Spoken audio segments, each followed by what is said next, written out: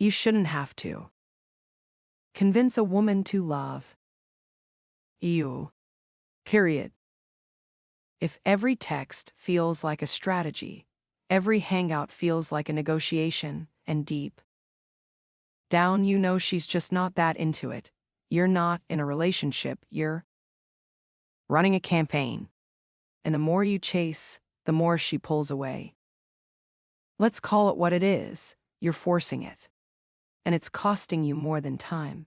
It's draining your confidence, masculinity, and emotional peace. In this article, I'm breaking down the undeniable signs you're forcing a one-sided relationship that was never meant to work, and how to stop before you lose yourself completely. Sign number 1. You always initiate everything. Ask yourself honestly, if you stopped texting her, would she ever reach out? If that question makes your stomach sink, you already know the answer. You're the engine keeping this thing alive. You say, "Good morning."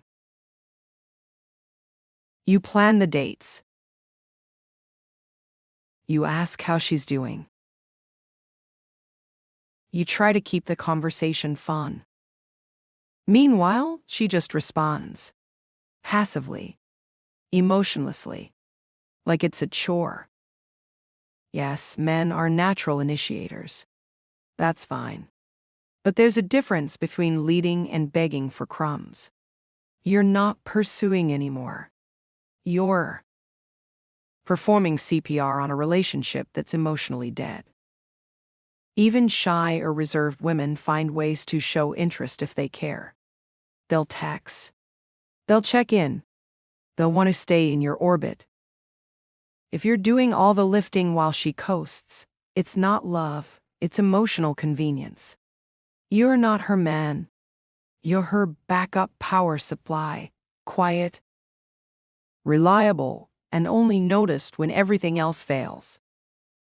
Light bulb, ask yourself. If you went silent today, would she reach out, or would she just vanish? Sign number 2. You feel anxious more than you feel loved. Love is not supposed to feel like walking on eggshells. If your heart races every time she texts, not in a good way, or if you're constantly second-guessing how she feels, that's not romance, it's emotional anxiety. Sound familiar? You reread her texts trying to decode tone. You overthink her 6-hour reply while she's clearly active online. You're afraid to bring up your feelings because you don't want her to pull away.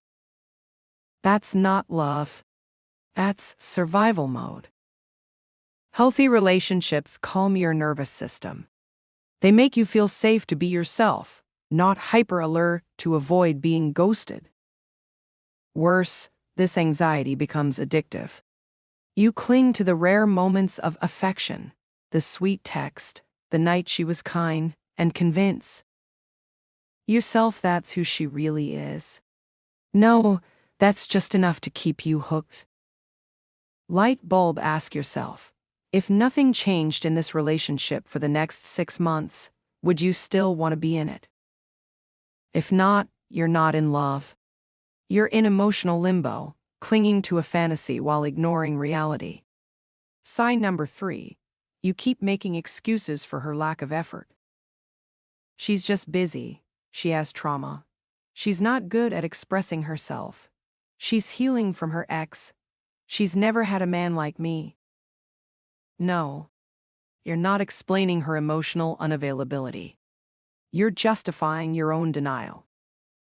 When a woman is truly into you, you don't have to decode her. You don't have to make excuses. She shows up. She engages. She initiates. If you're constantly defending her absence to your friends, or worse, to yourself, you're not dating a woman. You're dating the idea of who you hope she becomes. You're not her therapist. You're not her fixer. You're not her father. Stop romanticizing her avoidance. If she wanted to, she would. And if she doesn't, she won't, no matter how understanding or loyal you are. Light bulb hard truth, you're not being loyal. You're being afraid to let go. Sign number 4. You're afraid to be your full self around her. You dim your light so she won't leave. You avoid deep opinions. You hide parts of your life. You tiptoe around conversations. That's not compatibility. That's self-erasure. The man she's with isn't even you. It's a filtered, inoffensive, muted version. And deep down, you know it. You're playing it safe, but you're not being real. And women feel that. They can sense when a man's not fully in his masculine, when he's hesitant, afraid to offend, or walking on eggshells. And eventually, she loses attraction.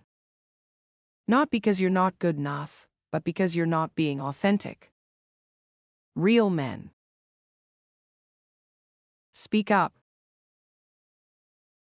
own their truth, disagree respectfully, take space with confidence. If you're scared she won't like the real you, then she's not for you. Light bulb flip the script. Would you love a woman who shrinks herself to keep you? Exactly. You'd want her full joy, truth, and power. She should want yours too. Sign number 5. You keep hoping it'll get better if you just hold on. This is where most men stay stuck. You keep saying, maybe she just needs more time. Maybe she'll open up eventually. Maybe if I just love her harder. You're not in love. You're in love with her potential. And that potential is killing you.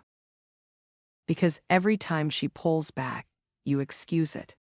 Every cold moment is followed by a flicker of warmth, and you grab on like it's proof she still cares. But it's not. You're just addicted to crumbs. You keep sacrificing your self-worth for a woman who's only half present. And that's not love. That's fear of letting go. Light bulb, here's your wake-up call. If nothing changes in the next 3 months, would you be happy? If the answer is hell no, then stop lying to yourself. You're not building a future, you're delaying the end. Final word, you don't have to force what's meant for you. Let's be clear. Love doesn't need convincing.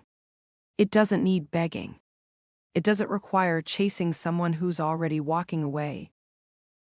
A woman who genuinely wants you shows up. She calls. She texts. She leans in. She makes you feel seen and safe. You deserve that. You deserve someone who chooses you consistently, not occasionally. Who meets you halfway. Who sees your worth without needing a sales pitch. So if this article hit a nerve, maybe it's time you stop chasing, stop fixing, and start healing. Your peace, power, and pride are worth protecting.